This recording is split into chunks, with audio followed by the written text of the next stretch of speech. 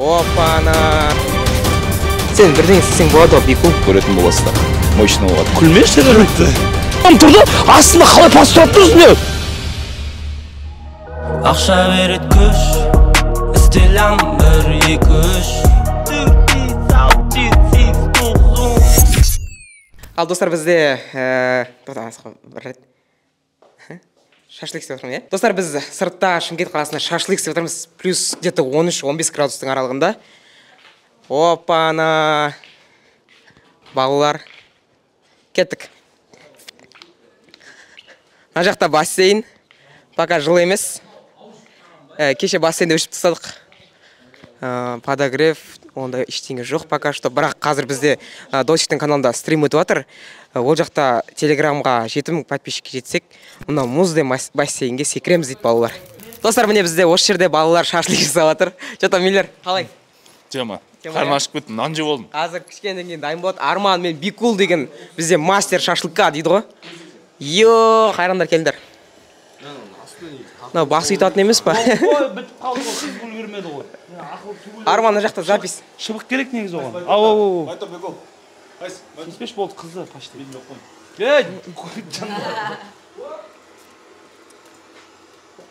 Қазір біраз уақыттан кейін шашлык жейтін боламыз. Барлығын көрсетеміз сол кезде. Ал, қайырлы кеш достар. Бізде бүгін шашлыкды, яғни шашлык пісіріп жатырмыз, және бізде стрим. Прямой эфир. Күнделікті прямой эфирлер. Алтыбақан фэмилиден. Бүгін бізде соңғы бір демалыс күні шығар. Ертеңнен бастап қайтадан дайындықтар басталады. Барлығын осы бөлімде көретін боласыздар. Мощный болатыр. Нони, не айтасыз?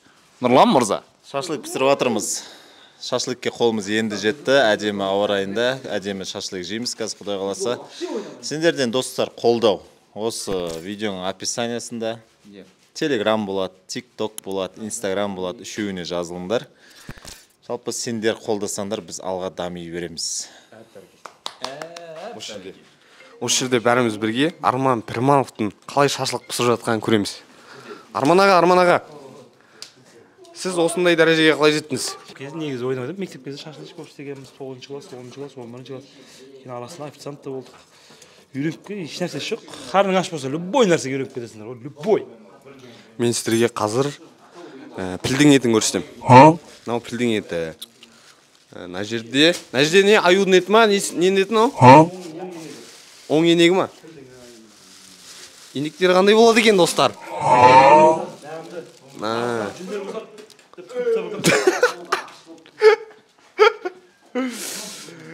Осымен қазір біз стримдағы Досымжан, бір ауыз сөз.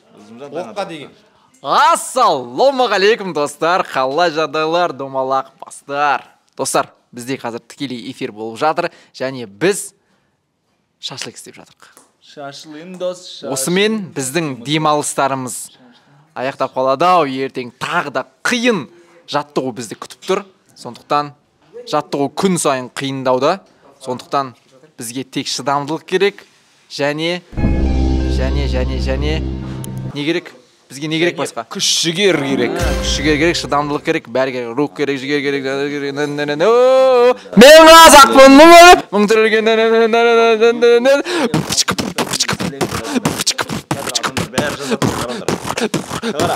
Егер де біз қара, YouTube видеода болуларың келсе, дәл қазір жазыңдар. 6B Family алға деп жазыңдар. Алтыбақан десіңдер. Көресіңдер, YouTube-та көрінесіңдер ертең біздің видеода. Иә. Достар, бізбен бірге мына атмосфераны сезіп атсыздар деген ойдамын. Егер де біздің Telegram арнада 7000 жазылушы бүгін жететін болса, негіз біз мына бассейнге секіруіміз керек. Қазір күн салқын ғой, өздеріңіз де біліп тұрсыздар. Мына бассейнге жалпы былай. Жігіттермен. Осылай секіруіміз керек. Негізі шы, бірақ болмай жатыр. Енді біздер шашлыкқа қайта ораламыз. Сондықтан кішкене уақыттан кейін, піскеннен кейін қайта келетін боламыз. Күтіңіздер. Хаммасы зор болады, хаммасы. Бол, қазір дәмін көреміз. Так. Мына жақта стрим ғой бізде, стрим. YouTube каналдар описаниеда болады, балалар YouTube каналдардың барлығы ше. Вот. Мен свет ұстап бір жағынан видеоны жүргізіп жүрмін. Сен бірдеңе істесең болады ғой, Бекул. Сен не істеп жатсың мысалы? Болды. Кешірім сұраймын. Кешірім сұраймын. О, мына жақта музыка келіп қалды ғой, иә? Музыка болады. Наоборот тағы да. Бізде сағат қанша болды? Көршілерден ұят болып жүрмесін, сағат 10:30. Иә. Кімде өлең бар ол? Мейлер, сен де өзің енді музыканың баласысың. Музыканың баласы. Музыка олы дәулет деген сен. Қазір. Өзің қоспасаң білейін басқасын. 43 деген осы мейді, ұмытып қалыптым. Мә, не деген? Қандай атмосфера болып жатыр, қазір музыка болса, бассейн жылы болғанда ішінде. Шашлык жеп, иә? Арман, бассейн жылы болғанда ішінде түсіп жүріп шашлык. Хаммасы яқшы болып отыр бәрі. Бұл сендер өмірде жемеген, тарихтарыңызда көрмеген шашлык қой бұл, білесіңдер ма? Я мына зуғын иісіңіз қалай пышырлап жатыр. Иісі. Иісі мұрындарыңа келіп жатыр ма? Сезіп жатыр ма? Подписчик сезіп жатқан жоқ па? Я осындай керемет, қызықты тағы да күшті видеолар күтсеңіздер, күнде осы видеоны қарап, лайктарını басып, комментария жазыңдар, сол кезде біз ай сайын жиналып осындай қызықты видеолар түсіретін боламыздар. Айқайламаңдар.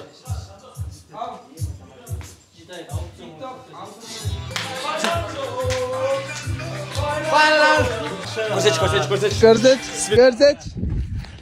Ёп твою мать!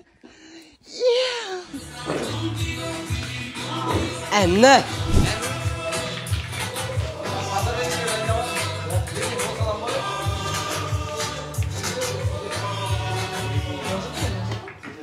Бірінші голымды қалай праздновать етем? Соны тапшы. Иә, сонда ақылдасып жатыр. Енді мен кімге қызығам? Кім фанатым? Криштиану ғой? Менің достар, менің бірінші гол салғандағы жасайтыным мынау. Екінші гол салған кезде бүйтем. Үшіншісінде ше? Үшіншісінде ана Винисиустар сияқты билеймін. Қазір Миллер үйретеді. Биден Миллер айырады ғой. Қазір Миллерден үйреніп аламын, Винисиустың қалай билейтінін. Сосын сонымен билеймін да, монтаж бен тиктокқа салып қоймаймын достар. Болды. Сол достар. Өзіңнің алғашқы голыңды қалай тойлайсың? Так, ең бірінші, смотря кімге? Жалпы. Мықты команда ма? Жалпы, бірінші голыңды қалай праздновать етесің? Кімге болғанда маңызды емес қой, кім болса да. Бірінші гол мен былай тойлаймын деп ойлаймын.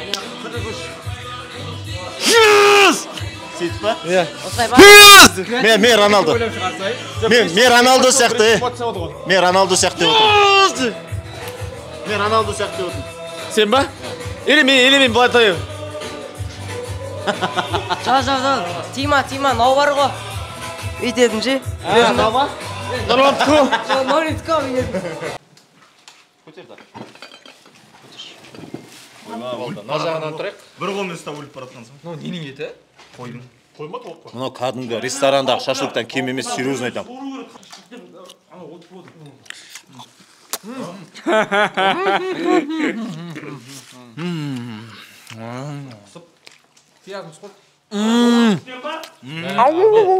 Бізде екінші шашлыктың потогы басталды, қазір дайын болып қалды. Балдар құдай қаласа үшінші жаттығуына барады. Балдар енді бірақ бірінші, екінші жаттығудан өз-өздеріне уже сеніп жатыр. Өйстіп жарты жыл құдай қаласа жаттығу істесек, енді Алтыбақан балдарына сенем, кәдімгідей профессионал болады. Нет ничего невозможного дейді ғой. Главное жаттығу және дисциплина жігіттер. Соны ұмытпайық. Соны ұмытпаса ол балдар бәрі жақсы болады. Қыздар деген нәрсені ұмыту керек. Шашлик не? Шашлик болады, былай болып қалды, құдай қаласа. Болды, қазір берем уже. Міне ұстаптың қазір. Шақ фарш жейміз. Тренировка бізде екінші тренировка өте керемет өтті. Жалпы мына Ла Лигада ойнау оңай емес екен. Енді қазақтың футболын дамытып жатырмыз, сендерден қолдау. Қолы күйді повардың, сол үшін лайк басу керексіңдер. Біздің арманымыз Лига чемпионовтың финалында Реалға қарсы ойын көрсету. Бізге сеніңдер. Біз.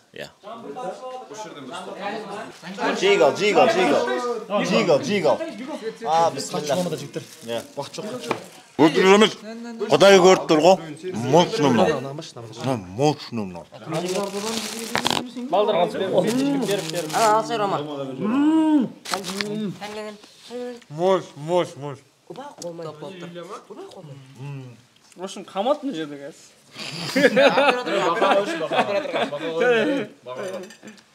Бақа беріңдер. Кімде бар? Менде бар, қазір берем. Көп қой, берем. Ой, рахмет. Қазір берем мен. Рахмет. Бақа. Алым.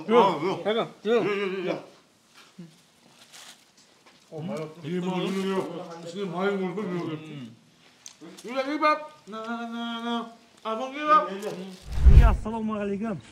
Алтыбақандай командаңыз бар ғой. Құдай қаласа ниет бар, лига чемпионатта ойнап, сізбен контракт жазуда болашақта. Сол подписчиктердің арасында, сол сіздердің көрермендеріңіз арасында ойнатайын деп жатырық. Соны құдай қаласа қойып жіберсеңіз сол жерге.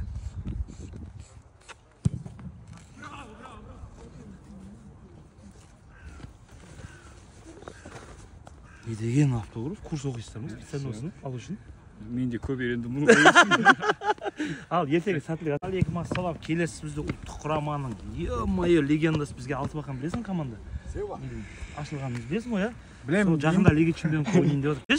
Сен шақырамыз ғой, ең көп ақша зарплата соқты болсын кейін. Солай қаласың.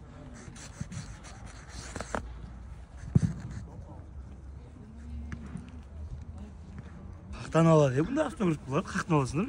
Специально оқуға барасыңдар ма, курс аласыңдар ма? Қалай жақсы ма? Жақсы. Сәттілік ет.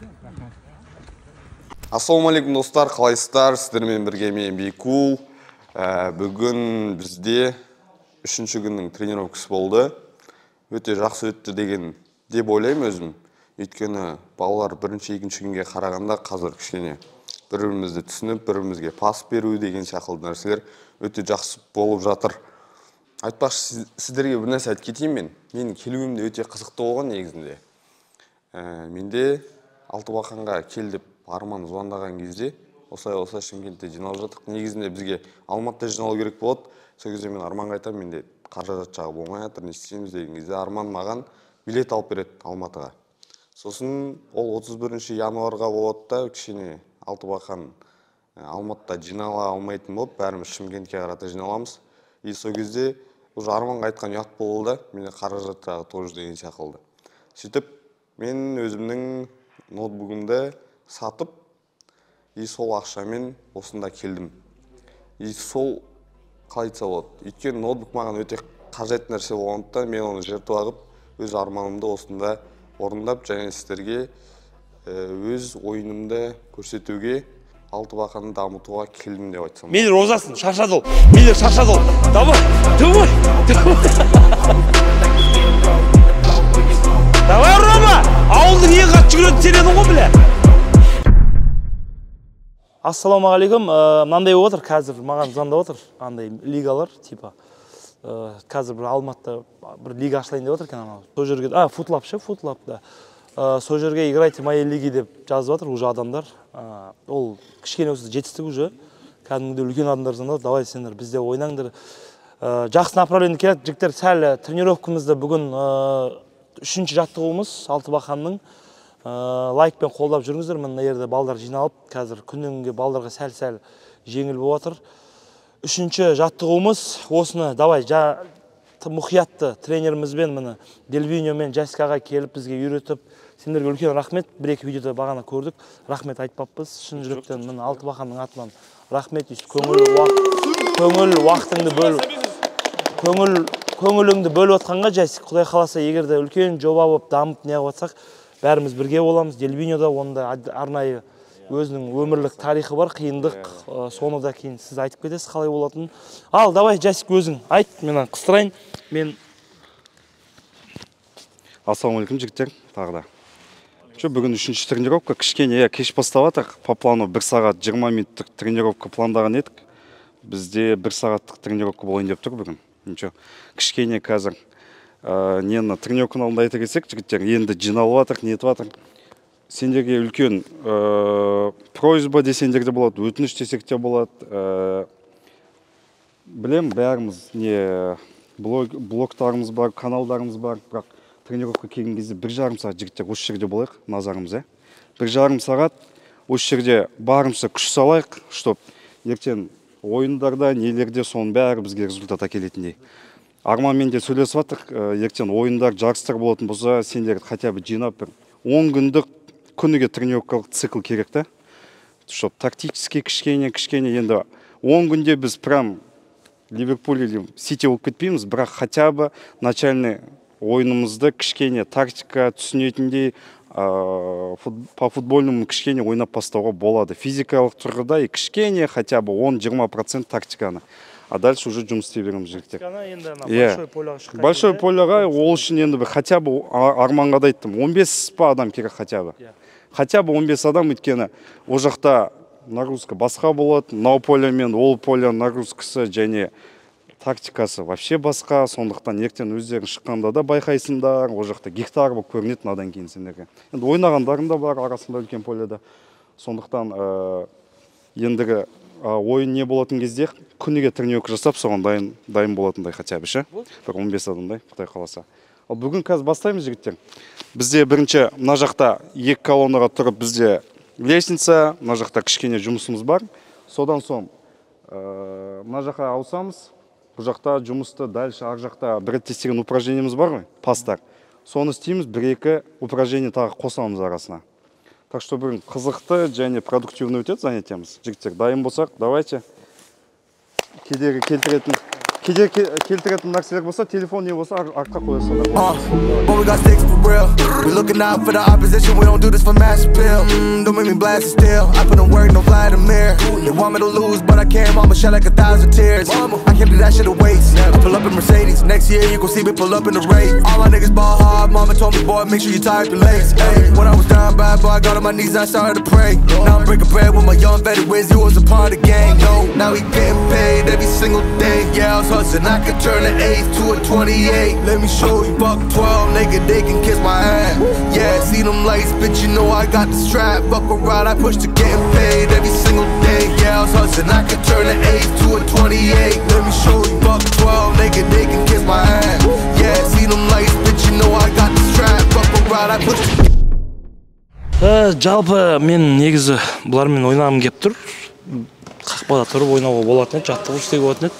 Менің енді инстаграмда көріп жүрген жігіттер біледі, аяғым қатты сырқаттанып жүр, пока диагнозын таппай жатыр, именно өкшемнің. Кеше Ташкентке де барып келдім. Соны емдетуге, емін Құдай қаласа толықтай бастаймыз. Содан кейін бұларға қайтып қосыламын, а пока бұлардың бас бапкері бола тұрам. И Жасик менің көмекшім, Жервиньо тоже біздің көмекші болады. Біздің басымыз мынау. Ал лайк басып, комментарий жазып, қолдап кетіңіздер. Сіздерге қандай футболисттер ұнады, кімнің техникасы ұнады, негіз бәрінің техникасы мықты сияқты. Сол біреуін таңдап өздеріңіз жазып кетіңіздер. Біз оқиық. И және кімді командаға қосамыз, сол туралы айтып кетіңіздер. Именно ютубта жүрген блогерлерді. Ал жолғамыз. Бұл жаттығу бізде жерге басын түсірмеу. Біздің проблема, вообще футболда проблема ол басты жерге түсіріп аласың, жерге түсіріп алғаннан кейін айналаңдағы өзіңнің командастарыңды көрмейсің. Бұл сондай жаттығу бізде. Бізде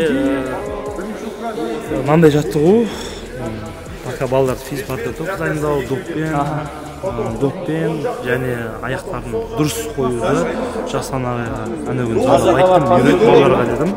Осымен жұмыс біраз уақыт жұмыс істейміз, енді бұмен құрметті көрермендер ренжімеңіздер, неге челлендждер болмай жатыр, анау біз профессионалда тұрғыда балдарды дайындағымыз келіп отыр. Мына Бека деген ше, осы бала мен шаршататын болды. Маған айтатын еді, мен футболды ауылда номер 1-мін. Қазір мұқият қараңыздар, номер 1 балам.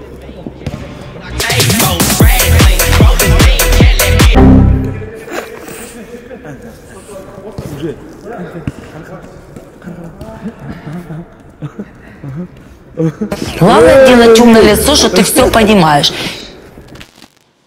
Бәріңе сәлем достар, қалайсыңдар? Бүгінгі күн обедте тұрудан басталды. Бүгін бізде 16 февраль екен, біздің кетуімізге бар жоғы 2 күн ғана қалды. Бүгін біз шашлык істедік қой, не біз? Кешегін айтайық па? Кешегін айта берейін ба? Ал кеше бізде ең қызықты күндердің бірі болды. Себебі Арман мен Бикул екеуі спор жасап, FIFA-дан Бикул қоймайды, Арманды алып тастаймын. Арман айтады, Арман оны вообще менсінбейді Бикулды. Бірақ соңында екеуі бір спорға келіп, мына жақта бізде бассейн бар, өздерің білетіндей. Сол ұтылған адам мұзды бассейнге секірді.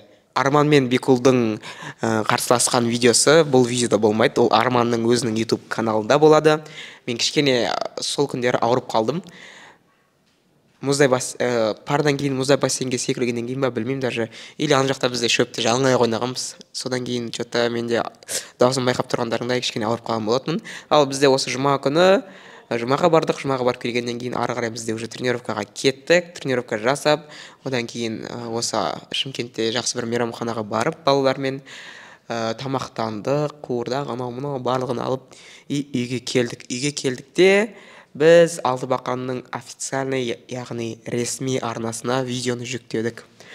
Ол канал, Аллаға шүкір, өте жақсы жүріп жатыр. Уже салғанымызға бір 3-4 сағат болды ма? Қазір уже 5000 подписчикке жетіп қалған шығар, или 4000 ба, қателеспесем. Сол бүгінгі күн сол тренировкадан келіп, душқа түсіп, анау-мынау. Айтпақшы, бүгін Рома 500 000 подписчикке жетті, прикиньте, ютубта 500 000 подписчикке бағана сол тамақтан отқан кезде көрсетті. И барлығымыз құттықтап, и қазір Рома 500 000 деген то сатып алды Рома, и шарлар 500 000 деген шар алды. Бұйырса келесі жиналғанымызда келесі жобада футбол жағынан жақсылап дайындалып келуге тырысамыз. Алла қаласа міндетті түрде жиналатын ойымыз бар. Сол достар, менің айтарым осы. Рахмет барлықтарыңа. Все, походу, я? Все, болып кеттік, кухняға сізден бастаймыз. Болды ғой, Беканы түсіреміз десек, жақсы істеп кетеді.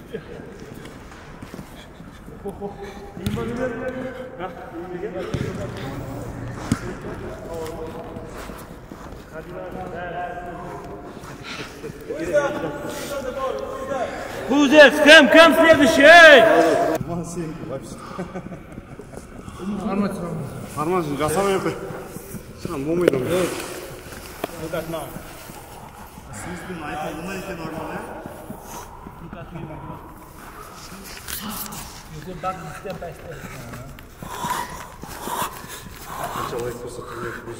Аяғым олды, мен бүгін істеген қызым өтім.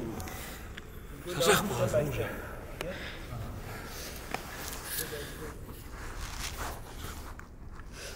Stop. Wait. Go up now, step by step. Okay? Look at me. From there. Right leg. Тимур, валит сақмайыз.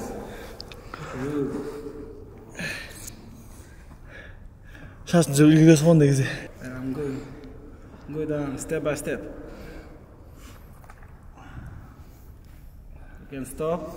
Waiting there, waiting. モカちゃんが教えてくれたいろんな見た目になれるアプリなんだって。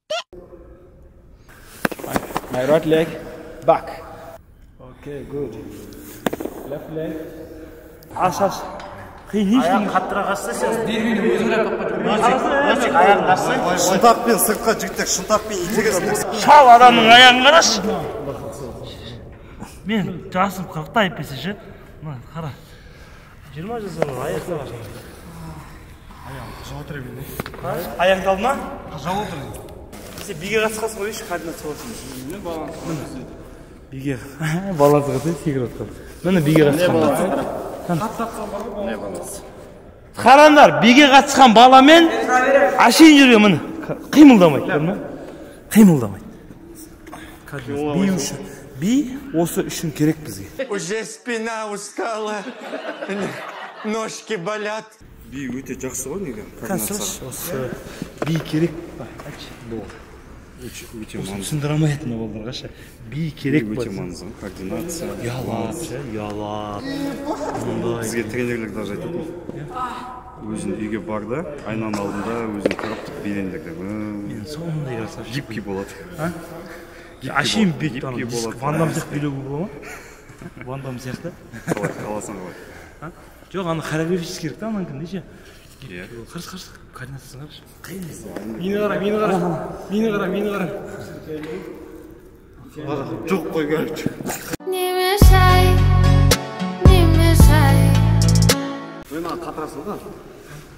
Кеше былай билет қойғаншын. Билет күнде қалдырып жүр қойдың.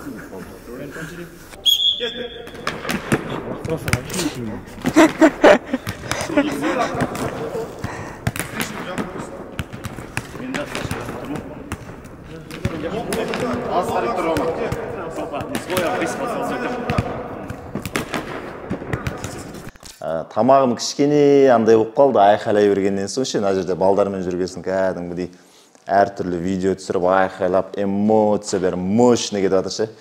Жалпы кішкене айта кетейін, тарихтан кішкене айта кетейін. Жалпы қалай бәрі басталды. Бәрі сонау 2017-де басталды. Менде YouTube канал баяғыда болған негізі ше. 2009-да мен YouTube-қа видео салып жүрген балам ғой. Просто профессиональный 2017-де бастадым. 2018-де біз Алтыбақанның жігіттерімен танысамыз. Яғни 17-де YouTube бастайым, ютуберлер іздейм, бала жоқ, бір өзім ішім пысып жүр, видео түсіру керек. Сөйтіп, алғаш рет Нұрбек деген баламен танысам. Сосын дальше Нана, Тако қосыла береді, солай Арман Пірманов, Бикул, жалпы Бикул таныстырды Арманмен стримде.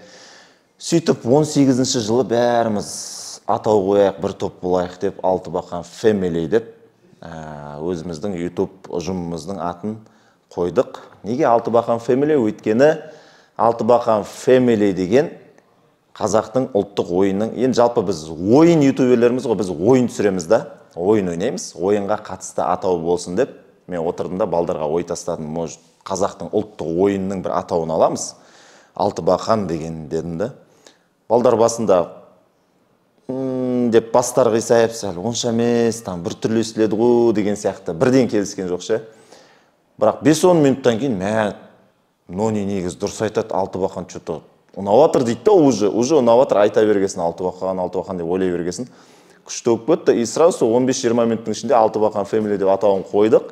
Ертеңінен сразу видеоларға түсіріп, сол Алтыбақан солай кетті, басталды, сол күйі Алтыбақан Family енді көп адамның жүректерінен орын алды. Қазірге дейін комментарийде біздің көрермендер жазады. Нони, брат, сендер Алтыбақан Family-дің ютуберлері жалпы легендасындар ғой дейді да. Балалық шақ үшін рахмет дейді ғой кәдімгі. Нони, брат, мен қазір өсіп кеттім, жұмыс жасап жүрмін дейді да. Балалық шақ үшін рахмет дейді ғой. Сені көріп өстім, сені көріп балалық шағым өтті, рахмет деп кәдімгідей қуанасың ше. Енді Алтыбақан Family сол кездері 18, 19, 20-да кәдімгі от болып лапылдап жанған уақыты болды. Одан кейін бір қалыпты жұмыс жасап келе жатыр әліге дейін, Құдайға шүкір. Сөнген жоқпыз, жоғалған жоқпыз, жұмысымыз жалғасып жатыр. И Арман Пірманов екеуміз ойласа келе, яғни Арман Пірманов айтты, медиа команда ашсақ болады деді, қалай деді, сосын базар жоқ, қосылдым, қолдадым. И Арман айтты, давайте жүре бермей келіңдер, бір жақта жиналайық Алматыдан деп ше. Негізі Алматыда жиналатын болғанбыз. Сөйтіп бір жол болмай қалды Алматыға қарай, белгілі бір себептермен. Сөйтіп біз Алланың қалауымен Шымкент қаласына жиналдық. Жалпы Шымкентте мен болмағанмын алдынше.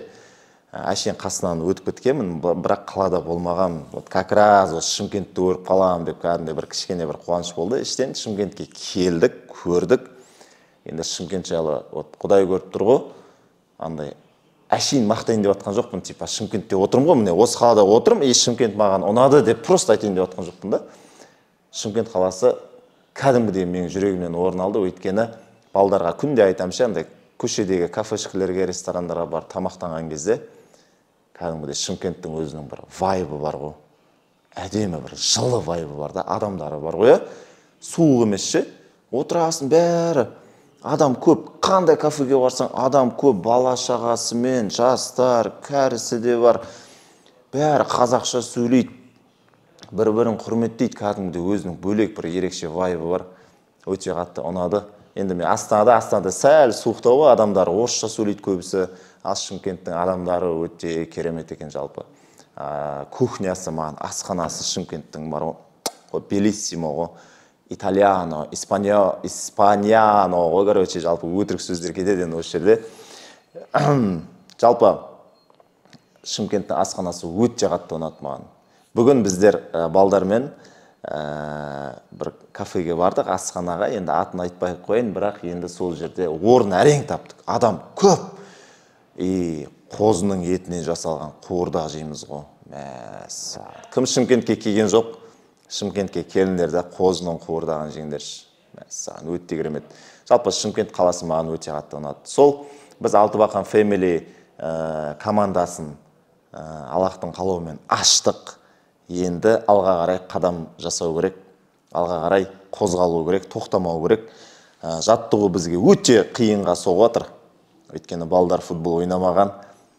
Балдар енді компьютерде отырған балдарымыз ғой, негізші. Біз енді арасында мен ойнап тұрам, Астана қаласында Тимур, мен аптасына бір рет футбол бізде бар, енді қозғалыс база бар да, бала кезімізде футбол ойнап өскенбіз. Ал бір-екі балдар бар бізде, мысалға Рома, ешқашан өмірінде футбол ойнамаған балдар ғой. Оларға сәл қиын болып жатыр. Енді достар, сендердің қалауларыңмен, сендердің қолдауларыңмен алға қарай жылжимыз. Барлығы сендерге байланысты. Әрбір шыққан видеоға лайкты аямаңдар достар. Саусақ 1 тонна емес, жеп-жеңіл. Аласыңдар да лайкты бір басасыңдар, подписаться, колокольчик, уведомление, все уведомления басып қоясыңдар. Әрбір видеоны өткізбей, басынан ізіне дейін көріп, қолдап, комментарий жазып, пікір қалдырып, кәдімгідей солай қолдайтын болсаңдар, біз биік белестерге өсе беретін боламыз. Жалпы біздің мақсатымыз әшейін медиа команда емес. Біздің мақсатымыз медиа командадан бастап, Қазақстан премьер-лигасына өтіп, ол жерде чемпион болып, Европаға өтіп, Лига чемпионовтың финалында Реал Мадридке немесе сол уақытта енді Алла қаласа қандай команда болады, сол командаға қарсы ойнап жеңіске жету. Біздің түпкі мақсатымыз қазақтың футболының деңгейін көтеру, ауылдардан, кіші қалалардан көзге көрінбей жүрген, ақшасы жоқ, жағдайы жоқ, бірақ футболды мықты ойнайтын қазақтың нағыз шымыр жігіттері бар ғой, мықты жігіттері.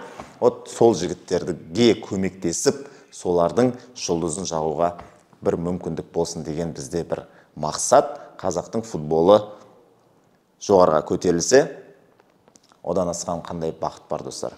Сондықтан біздің мақсатымыз қазақтың футболының деңгейін көтеру. Осы біздің мақсат достар. Медиалига, енді медиалигадан әрбір нәрсені бастасаң кіші-кіші қадамнан баста дейді. Бизнесте де болсын, өмірде де болсын, кішкентай қадамынан басталған нәрсе ұлы жетістікке жетеді. Сондықтан барлығы сендерге байланысты, қолдаңдар бізді, сендерден өтініш, бізді қолдасаңдар, біз алға қарай қозғала береміз. Сол достар, видео сендерге ұнап жатыр деп ойлаймын. Соңына дейін көріңдер. Бұйырса әлі талай-талай видеолар болады. Қазақстанның қалаларына әртүрлі сапарлар болады. Барамыз, кездесеміз жанкүйерлермен, жазылушылармен, фотоға түсіп, жалпы сендердің стадиондарыңа барып, товарищеский матчтар өткізіп, енді бәрі Аллахтың қалауымен және де сендердің қолдауларымен болатын дүние. Рахмет видеоны көріп отқандарың үшін. Алтыбақан Family жасасын, дамысын, бізбенен бірге болыңдар. Рахмет. Беканы түсіреміз. Мақтана неге бека деп қазақ болып көрсін. Өткені маған көп мақтанатын. Ой, мен футболды бейтіп ойнайым. Бүкіл ауыл менің футболыма қызығады деп ше. Мен білмеймін анау қандай адамдар қызыққанын аған ше.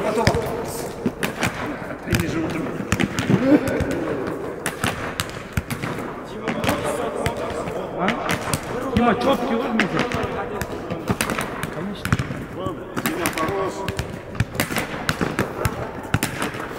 Уверенный, уверенный. Уверенный. Бега.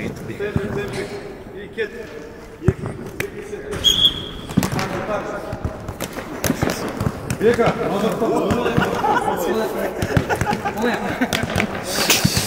солай тактиканы айтшы.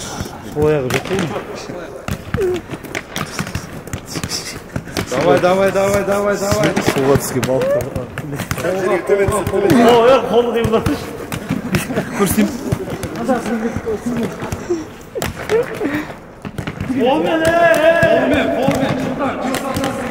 Көктен сесейм. Көк қолды. Соны тұрып ма? Шишка бітсі, как көрсейм. Қолды. Қол түсірген, қолыстан.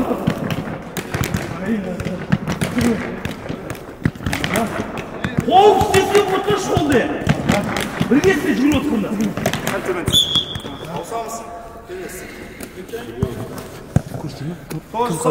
When I popped off, then your girl gave me just a little bit of la chop. Baby, so cold, he from the... Бастаған сүрі көрдіңдер ғой, я? Пойдем. Мостов. Спокойно, я. Напрягаться тебе.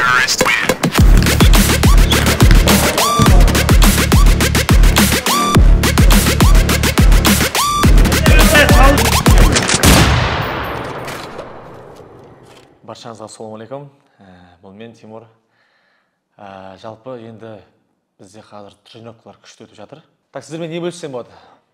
Так, айтпақшы, тренировка бізде керемет өтіп жатыр. Өйткені бұлай мен соңғы есімде емес, қашан бұлай дайындалғаным ше. Прям менде кәсіби түрде. Бала кезде шығар, футбольный клубқа қатысқан кезде. Одан кейін бұлай дайындалған жоқпын мен. Сол себептен өте жоғары деңгейде дайындалып жатырмыз.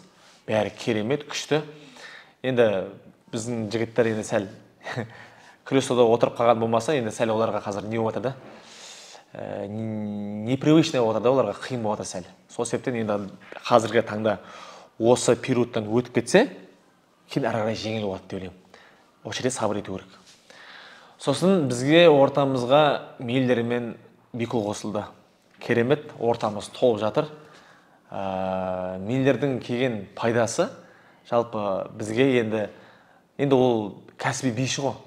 Кәсіби биші болғаннан кейін бізге жаңа эластичность жағынан, жаңа майысу болсын, билеу болсын, жалпы бимен спорт почти бірдей ғой, былай қарасаң. Сол себептен біз біраз биледік, біраз постановкалар қойдық, жаңа билер қойдық, биледік, белді босаттық деген сияқты. Сол Мейлдердің арқасында. Рахмет оған. Бұл енді өте маңызды этаптардың бірі деп ойлаймын. Сол себептен бізде қазір есте қаларлықтай би болды, сосын тренировкалар әсіресе өте керемет болды. Сол себептен қазір Алтыбақан фамилияның бас қосылуы өте маңызды болып тұр. Өйткені бірлік бар жерде тірлік бар, білесіздер. Тек қана бірге қоймай, ауыз біршік болса тіпті жақсы болады. Осы бірлік бар жерде және де ауыз біршік болса, мен ойлаймын, біздің алар асуларымыз өте алды деп ойлаймын. Сол себептен сіздердің қолдауларыңыз өте маңызды бізге ауадай. Сіздердің қолдауларыңыз қаншалықты көп болса, біздің де әрекеттеріміз соншалықты мықты болады. Сол себептен осы тренировкада мен байқағаным өзімнің. Роман рас, сәл физикалық дайындық керек. Сосын бізде жақсы ойнайтын жігіттер бар, бірақ оларға да мен айтатыным, бір әрі де жұмыс істейтін жерлер бар. Әрине оның ішінде өзімді, сосын оларға да мен көруім бойынша. Мысалы бізде Бикул мен Досымжан, олардың скоростері өте жақсы. Мысалы мен Досымжанды кімге теңім? Өзім Родригоға теңім да, Реал Мадридтағы. Ал кімді? Бикулды Винисиусқа теңім. Сол себепті осы екі ойыншы бізде өте ключевой, бізге керек, бірақ олардың бір минусы күштерін тез жұмсап қояды, тез шаршап қалады. Сол себептен біз қазір осы болатқан тренировка, мен ойлаймын, соны сбалансированно дейді ғой, соны барлығын үйреніп, қатты жұмсамай күшін сақтап, керек жерде жұмсап, керек жерде соның бәрін қолданып білсе деп ойлаймын. Алдағы уақытта соның барлығын қателіктермен жұмыс жасап, тренерді тыңдап, бізде ең бастысы мына минустармен жұмыс жасау деген осындай бір ниет болса, біз тез өсеміз деп ойлаймын. Білемін, әркімнің өзінің еркелік мінезі бар, іштегі жаңа мен деген несі бар, бірақ оны қазір жетістікке жету үшін оны ысырып, жалпы менің қандай минустарым бар, тренерден сұрап, қай жермен жұмыс жасайын деген сияқты сондай бір сұрақтармен арқылы соны қолға алса, мен ойлаймын, біз үлкен жетістікке жетеміз деп ойлаймын. Осы жалпы минустармен жұмыс жасаймыз, бірімізге қолдау көрсетеміз, ол ең бастысы. Сосын сол. О, Мейлер, чувствуй, доп, чувствуй. Бізде ең чувствительный баламыз біздің Бекул ғой негізі. Сол аяғы қаяқта екенін білмейді иногда. Как сен? Передай привет. Не дейсіз? Помогите емес пе, я? Короче, Америкада битсе, видеоға. Бүкіл әлемде. Битсе, помогите, көмектесіңдер. Мен қинап жатыр деген сөз да, бұл битті ғой қазір. Кан, Бекулдың набивайнесін көршілік? Кан, Беканы қандаш? Бека. Ей, палван. Давай, жігіттер. Ауылдың лучший футболисті ғой. Ауылында чәрші тот кет. Ауылында қай ауыл болғанын? Дарбалата ағы жүр. Со жақтың ең лучший футболист сен болдың ба сөзі? Жоқ, сен бірақ болдың, бірақ кірдің ба үздіктерге? Үздіктер кірдің ба? Сен ше? Өзі ауылың қайсы? Мен ауыл Мойынқұм. Мойынқұм ауылы шу жақ Жамбылский облыс қой. Сол жақтың лучший футболист болғансыз ғой. Қой, Неде ғой, компьютерден. Компьютерден ба?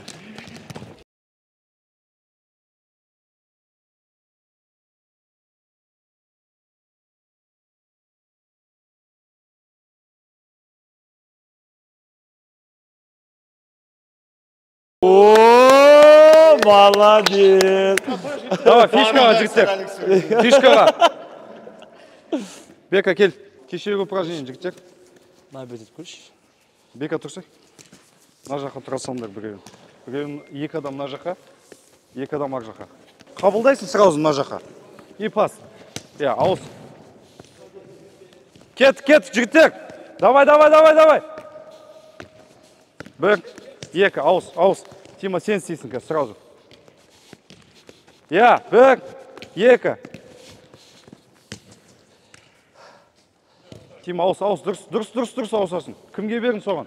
Рома, сен істейсің. Бека, дайындал. Ешкім жоқ сенде. Артқа отскок. Оп. Жігіттер, давай, пасты наладить нужно. Но не ашыл. Щекой пас, щекой. Раз, два. Тез ауысамыз уже. Ускорениемен ауысамыз. Жүгір, Рома, до конца. Ускорениемен жүгір. Сразу бұрыл керек мына жаққа, жігіттер, сразу. Но не, алдыға обработку тоқтатпа. Сразу, доппен, Муха жақсы. Ашылсай, жандос ұйықтамасай.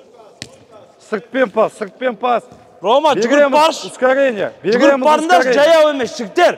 Опа, кеттік. Оп, пас. Рома, алдыға обработка. Ашыл, Дима. Осылай обработка, алдыға. Тоқтатпа. Алдыға обработка. Сразу уже пас. Осылай бека.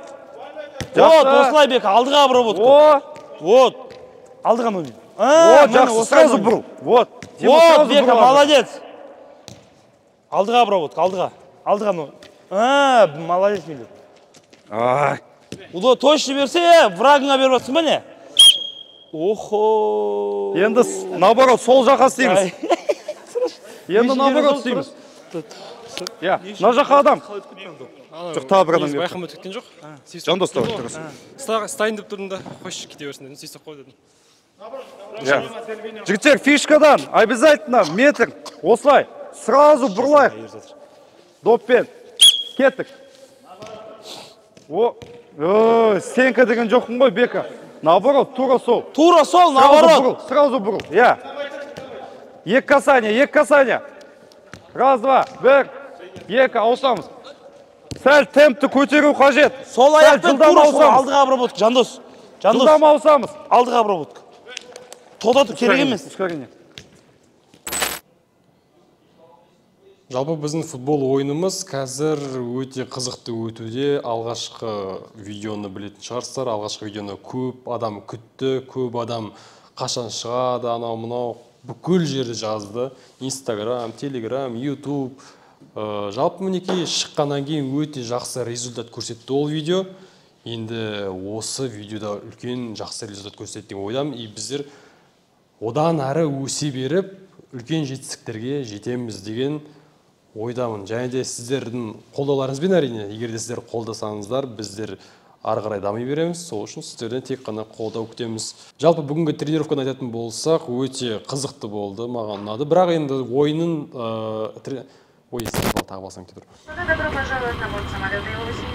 Жалпы бүгінгі тренировка жайлы айтатын болсақ, бүгін өте қызықты болды.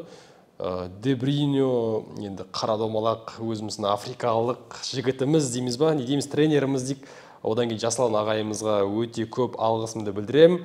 Өйткені олар бізге кәдімгідей футболды қалай ойнау керек, қалай тренировка жасау керек, соның барлығын үйретті. Өте алғысым шексіз. Есте көріп жатсаңыздар, рахмет сіздерге.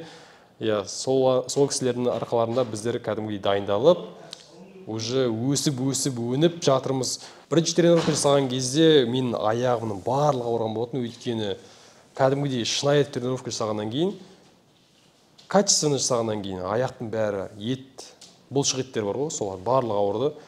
Енді екінші тренировкадан кейін уже білмеймін, нормально, ондай қатты ауыратқан жоқ, потому что тренировка аяққа көп жасалмағаннан кейін енді сразу жасап жерсен ауырады ғой. Мысалы штангаға барсаң, спортзалға барсаң, мысалы денеге дене шынықтырасың ғой, сол кезде ауырады ғой дене. Сол сияқты аяқ менде ауырған болатын. Жалпы тренировка өте жақсы болды. Ал шашлыкке келетін болсақ, біздер шашлык жасап, тойып алдық десек те болады. Өте әдемі вайбпен жасадық. Бассейнда, далада, мынандай февральдың суығында десек те болады. Қазір мысалы басқа қалаларда қыс болып жатса, қар жауып, дала суық болып жатса, Шымкент қаласының погодасына бір жағынан таң қаласың, рахмет айтасың бір жағынан. Осындай жылы погода болғанына. Өзіміз Шымкентке жиналғанына жақсы ма деп қалдым негізінде. Жалпы өзіміздің қазір білмеймін, нешінші күн болып жатқанын, өзіміздің демалысымыз, өзіміздің тренировкамыз барлығы жақсы өтіп жатыр. Балаларға да алғысымды айтам. И сонымен қатар 500 мың подписчик болды мен каналымда, оны барлықтар білетін шығарсыздар, уже 500 мыңнан асып кетті. Сіздерге үлкен алғысымды білдірем, осынша мені қолдап жатқандарыңызға, сонымен қатар біздің команданы қолдап жатқандарыңызға. Енді барлығының ойымен келісетін болсақ, бізде өте жақсы болды, барлығынан естідіңіздер. Өте үлкен деңгейде болды. Миллер тренеріміз бізді үйретті. Енді біздер келесі жобада көрсеміз, келесі жобада одан да қызықты болады деген ойдамын. Бұл бізде енді алғашқы жобамыз ғой. Келесі жобамыз қалай болатын даже елестете алмаймын бар ғой. Бұдан да жоғары мощный болады сияқты бір сөзбен. Потому что ең алғашқысын өзі жаман басталған жоқ, өте жақсы басталды. Давайте комментарияға кетіңіздер, қалай басталған жайлы. Міне бердіңдер, ол тастады, сол кезде допты алып кетесіңдер. Заранее шығып кетпеңдер. Кет.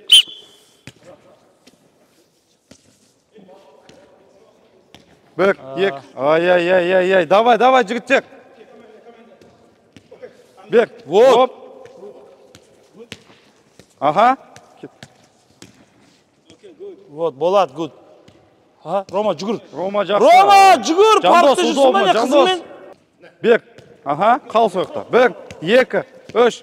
Вот. Нони, мен ашып қалды сен. Нони, аяққа тұр. Бір, екі, үш. Удобно, Бека. Чтобы ол касание беретін саған. Бер. Вот. Раз, два, три. Жақсы. Тима, сен точно бермесең, не істейміз, брат? Заранее күтпе деп айтты болса, Рома. Жақындағанда ашылсай. Вот. Тоқтатпа осына. Екі, үш. Алдында тұрған адамға бере алмайсың ба, я? Оп. Вот. Темп, жігіттер, темп. Бека напряжение ойнап кетіп отыр ғой, Бека. Бека сәл напряжение келсеші. Пауза, шамал. Қазір наоборот кетеміз. Оны ақылдасып Бека, нақы кесі, Бека. Рома досың ғой сенің, ә? Досың ғой Рома? Жоқ, Рома досың ғой. Мен деп айтасың, қасында тұрсың, мен деп. Біреу алды да тұры солай. 4 секунд болды. 4 секунд уақыттарың болды. Жігіттер, кім даже істемей тұр, уже дайын тұру керек. Доп любой момент кеп қалады. Сендер дайын тұрмайсыңдар, доп келеді. Былай берік жүресіздер, болды, атака тоқтайды. Атака тоқтайды уже, болды. Ертең ойында бәріміз атакаға баратамыз, и бір неточный пас, 80 метр артқа айтасыңдар. 80 метр ойлаңдаршы жігіттер. Прикинь, 80 метр артқа 11 адам жүгіру керексіңдер. 1, 2, 3, 1, 2, 3, вот, 1, 2, хорошо. 1, 2, 3, 1, 2, сәл живее, жігіттер, ойындағыдай, сәл живее болу керек. 2, 3, қимылдаймыз. Давай. 3, 1, 2, 3, сразу бер Бека. 1, 2, 3. Қимылда, давай. Футболистсың ғой, берші точно. 1. Давай, кеттік на жаққа. Дайын тұр. 1, 2, 3. Хорошо. 1, 2, 3. 1, 2, 3. 1, 2, 3. Жандос зор. 1, 2, 3. 1, 2. Сәл тәкшін. Барселона, бұл Барселона дейді. Давай. 1, 2, 3. Миллер, қол бейтудің қажет жоқ дейді. Я, оп, беріңіз. Ашыл өзің. Ой, Рома, давай. Бар деген. 2. Болды. Достар, біздің 3-ші жаттығу күніміз осылай өтті. Күн өте суық болды Шымкентте. Кеше жыл болған еді. Бүгін аяқ астынан суып кетті. Және сол суық ауа райына қарамастан біз жаттығуды бүгін де жасадық. Бапкерлер Жасик ағай мен Дервино өте тамаша кәсіби өз ісінің мамандары. Жаттығулары өте тамаша өтті, өте өнімді өтті десек те болады. Маған өте қатты ұнады. Өзімді балғын сезініп тұрмын ғой, сергек сезініп тұрмын достар. Бүйтіп жүзіп жүрмін ғой қазір. Күшті.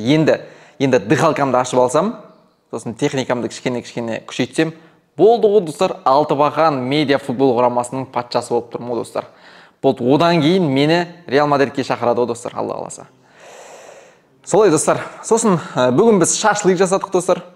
Шашлык жасадық, би үйрендік. Енді Винисиустың биін үйреніп алу керек достар. Винисиустың биі бар ғой, бүйтіп қойып цик деп аяқпен билейтінше, гол салған кезде не істейтін? Билеп қоятынше, бұрышқа барып ертең тиктокқа сап қоймайын ба музыкасымен? Солай короче. Би үйрендік, шашлык өте тамаша болды. Арман үшін достар, бір семіз томпақ лайктан басып жүрейік. Шашлык айбай. Өте тамаша болды. Арманның қолынан шашлыкты жедік. Өте тамаша, қызықты бұл жиналыс болды. Алтыбақан медиа футбол құрамасы осылай ашылып жатыр достар. Сіздер қазір тарихи сәттесіздер, сондықтан тарихи сәттен құр қалмаңыздар, комментарияға жазып кетіңіздер ертең. 5-6 жылда Лига чемпионовта Алтыбақан қарсы Реал Мадрид ойыны болып жатқанда достар, айтып отырасыңдар ғой. Мен кезінде осы Алтыбақан медиа футбол құрамасының ашылғанын көргем, сол жерде комментария жазғам деп отырасыңдар достар.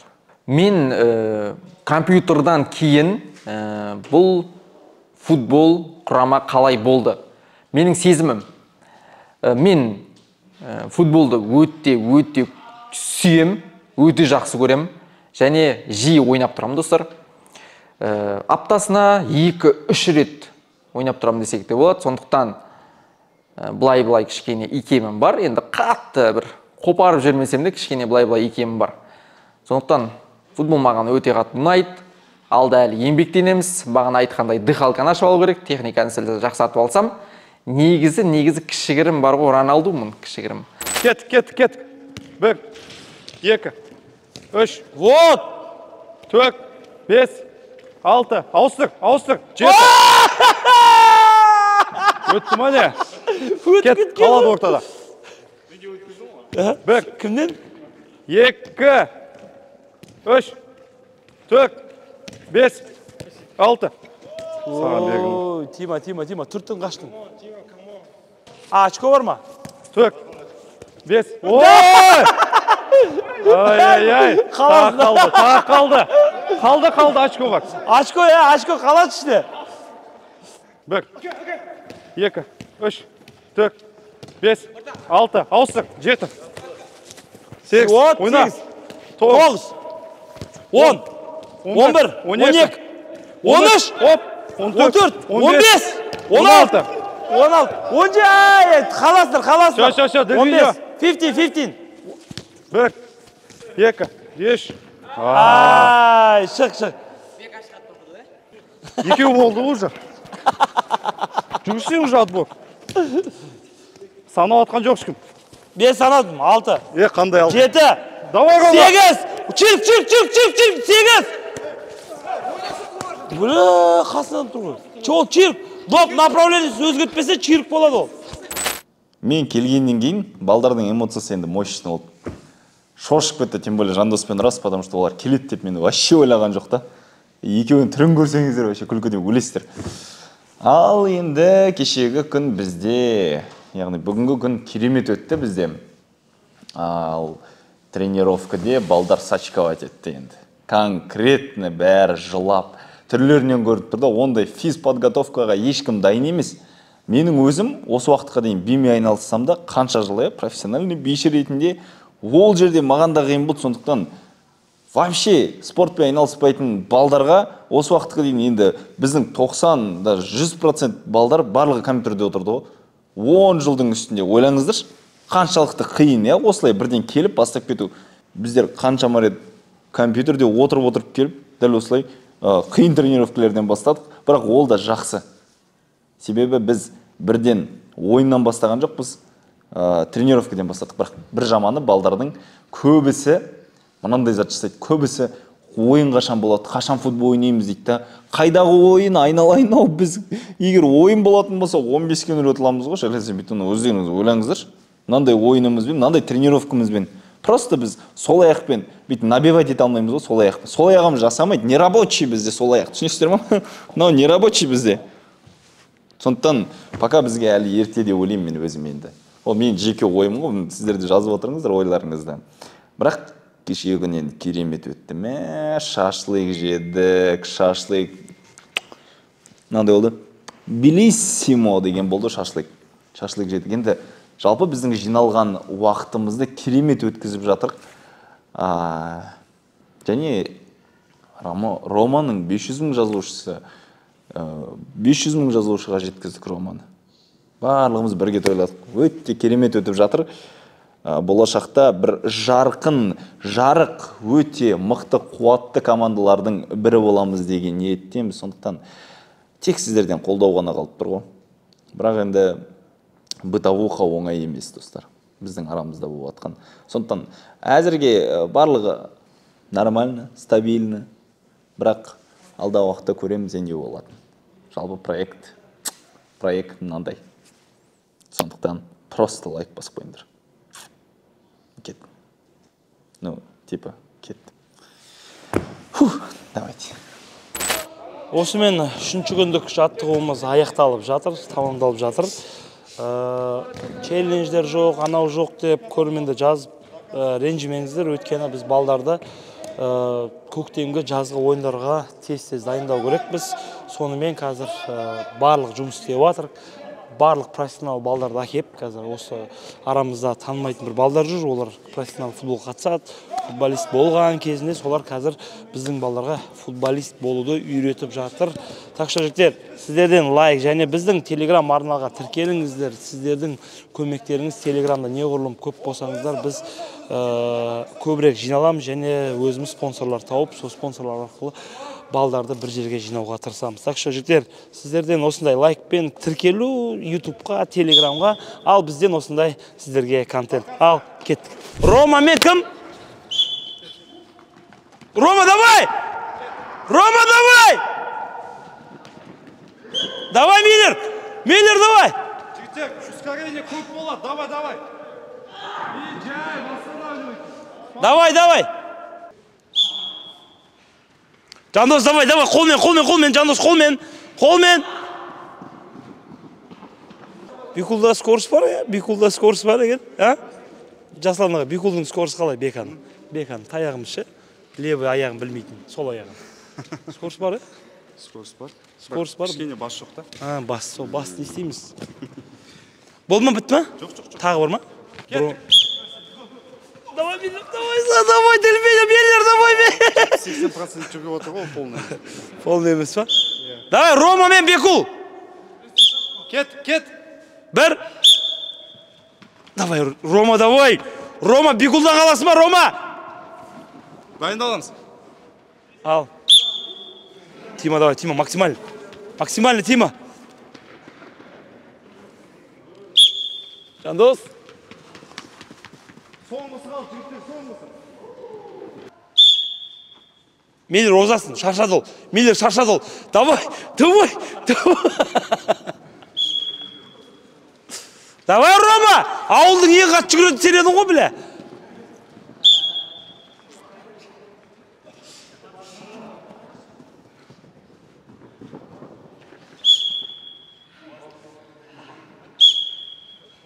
Давай, Жандос!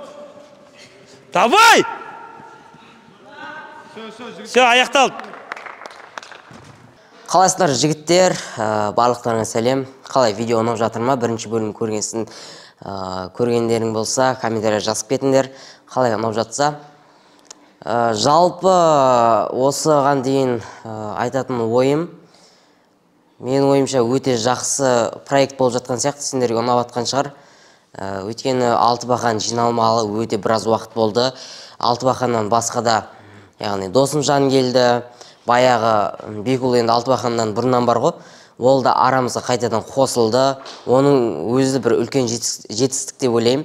Алтыбақанға келіп, тағы да біраз ойыншылар келеді. Уайымдамаңдар, көрдік. Алдыңғы бірінші бөлімде жазған комментариялардың барлығын оқып шықты мен жеке өзім. Мен тренировкада көрген шығарсыңдар, жоқ болдым почти. Шамалы ғана қинап өзімді жасадым. Екінші күні бірінші алғашқы күнгі тренировкада мен аяғымды ауыртып алған болдым. Дәл қазір мені видеода нешті көріне ме білмеймін. Аяғым қызарып кеткен. Шамәл ісіп тұр. В общем, маз алып, жағып, енді Қызылордаға қайтқаннан кейін аяғымды тексертіп, жазып, емделіп, бұйырса келесі келген кезде тағы да бұйырса жиналамыз. Қаяқта екен білмеймін. Алматы, может, Шымкент, осы үйден, может. Сол кезге дейін дайындалып, мықты болып, аяқты дұрыстап, жалпы үйде жата бермей, мүмкін өзім үйде жеке дайындалам ба, тағы да сондай бір әрекеттер жасап, келесіде мықты болып келуге тырысам. Үшінші күндік жаттығу аяқталды. Бекан скорс жақсы екен бағана, телевидениемен жақсырдық. Да? Айттым ғой, брат, торпеда ол. Жоқ, торпеда ғой, бірақ енді ол бас жоқ болса. Торпеда керек жоқ ол бар ғой. Андай тупой болғанмен ше, тупой болғанмен ойындарда жаман андай месте сияқты өтіп кетеді. Жоқ, өтіп кеткеннен бөлек команда көрмей жатыр ғой, сол өтіп тұр ғой бізге. Көру, командный ойын керек. Футбол 11 адам сол үшін. Тарихи момент. Дәл қазір алғашқы видеомыз шықты. 3-ші серияда біздің бірінші видеомыз шығып жатыр, иә? Болады, жақсы. Жақсы. Жегірің ба мен? Ұшыржым ба? Жүгірген кезде? Телеграм салындар. Төртінші уже аяқ сына болып. Бір орша. Енді бас салды, енді саламыз телеграм. Сазан ойны. Мощно. Телеграмда видеоның ссылкасы бар. Артық көттім, жақсы болды. Шықты ма жоды? Бірінші видеомыз. Кімдер? Ұйықтайсың, мәйіскер. Уалейкум ассалам. Бүгін үшінші күн тренировкасы, Миллер? Үшінші күн тренировкасы бүгін. Бүгін, үшінші күн. Өте жақсы болды. Бір апталық тренировка болды, енді 3 рет болған. Уже результат бар сияқты уже, алдыңғы жолға қарағанда. Кішкене біріміз түсініп отырық та, ақырындап. Удар мұна отқан жоқ, шеді мұна отқан жоқ тепкен. Ударың ба? Пас нормально, удар бірақ. Білмеймін, маған нормально, дөшік саған шықпай. Достар, бүгін бізде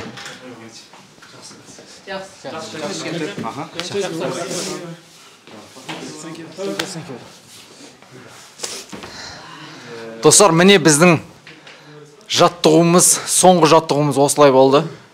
Күн өте суық болды. Бірақ біз берілмедік. Лига чемпионов үшін не істемейсің? Қағап тұрған қыста да ойнай береміз. Достар, сен лайк басыңдар, арнақта келдер. Ақша беріп күш, істелям 1-2-3. Ақша беріп